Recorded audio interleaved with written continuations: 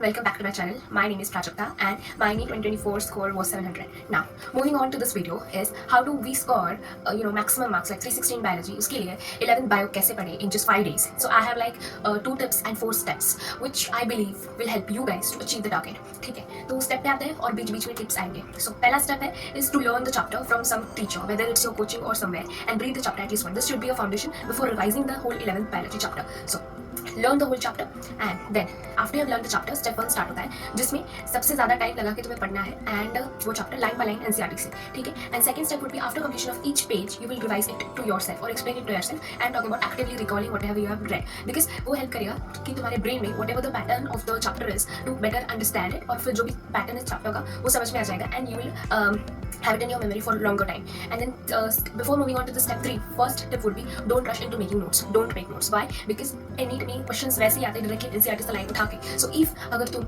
NCERT की line ही concise करके तुम्हारे नोट्स में डाल रहे हो तो उसका कुछ फायदा होने वाला नहीं. So don't waste your time in making notes. And then step 3 would be now close the whole book.